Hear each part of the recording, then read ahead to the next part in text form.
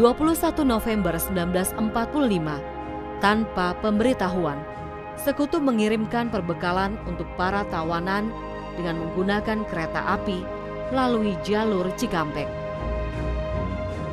Alhasil, di tengah perjalanan, Sekutu yang terdiri dari belasan tentara Gurkha Rifles diserang secara mendadak. Melihat kondisi itu, Sekutu di Batavia memilih alternatif perjalanan lain, yaitu berkonvoi melalui Bogor, Sukabumi, Cianjur. Rute itu dianggap lebih aman dibanding jalur kereta api Cikampek. Namun Sekutu tidak menyadari bahaya yang menghadang di jalur Bogor hingga Cianjur. Di jalur itu sudah menanti para TKR Resimen 3 Sukabumi yang sudah mengamati gerak-gerik Sekutu sejak hilir mudik melewati jalur Bogor, Sukabumi, dan Cianjur tanpa koordinasi. Tentara Sekutu tadinya tidak pernah berpikir mereka akan dihajar dengan dengan serangan-serangan yang sifatnya pendadakan, pencegatan, yang itu menimbulkan korban yang banyak sebetulnya di kalangan mereka.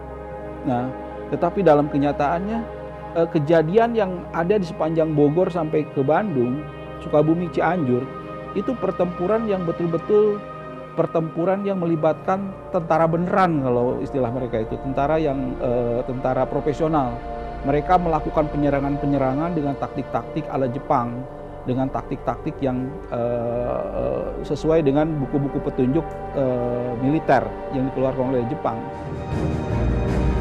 Pertempuran besar yang terjadi di sepanjang wilayah ini dari 9 sampai 12 Desember 1945 kemudian dikenal sebagai Perang Konvoi.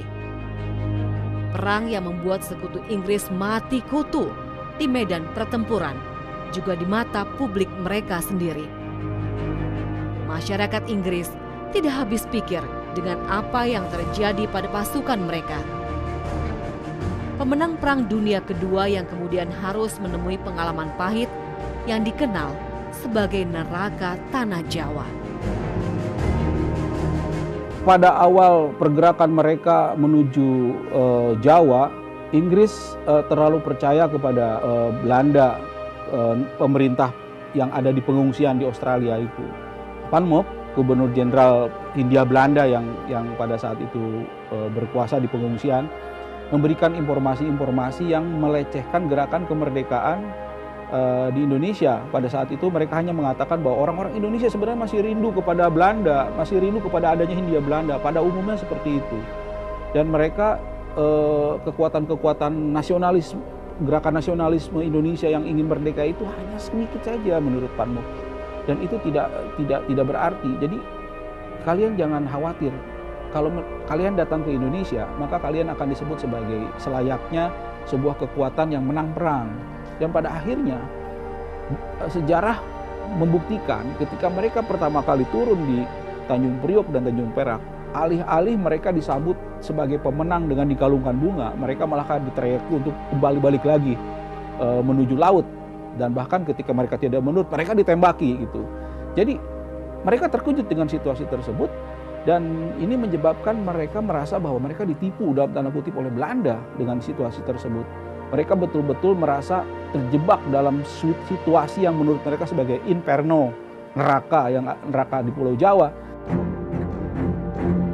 Pemerintah Republik Indonesia semenjak awal sesungguhnya telah memilih jalan damai, bekerja sama dengan Sekutu.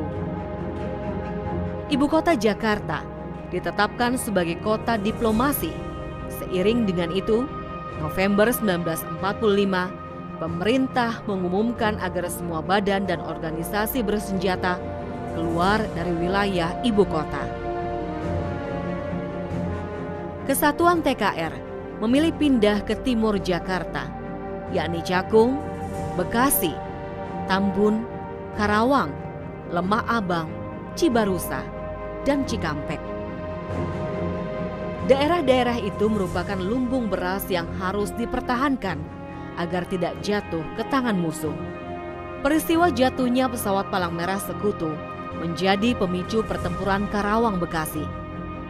Sebanyak 26 orang penumpang ditangkap pejuang Bekasi. Akibatnya, Sekutu melakukan tindakan balas dendam dengan menjadikan Bekasi lautan api.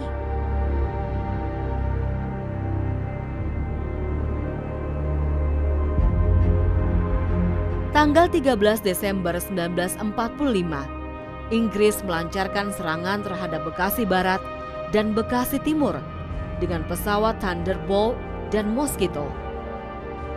Menghadapi serangan itu, para pejuang, tentara, dan rakyat melakukan serangan balasan dari jarak dekat.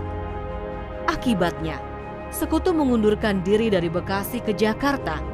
Pertempuran pun terjadi di jalan-jalan antara Karawang menuju Bekasi. Melihat semakin luasnya pertempuran, fungsi ketentaraan dalam mempertahankan kemerdekaan dan menjaga keamanan rakyat Indonesia diperkuat. Pemerintah Republik kemudian mengeluarkan maklumat tentang pergantian nama Tentara Keamanan Rakyat menjadi Tentara Republik Indonesia pada 26 Januari 1946. Setelah itu, pemerintah melanjutkan penyempurnaan dan penguatan ketentaraan dengan membentuk Panitia Besar Penyelenggaraan Organisasi Tentara. Panitia tersebut dipimpin oleh Letnan Jenderal Urip Sumoharjo dan Komodor Surya Dharma. Tentara Republik Indonesia atau TRI melanjutkan kisah perjuangan BKR dan TKR untuk melawan segala bentuk ancaman. Pertempuran pertama TRI melawan Sekutu terjadi pada 23 Maret 1946 dalam peristiwa Bandung Lautan Api.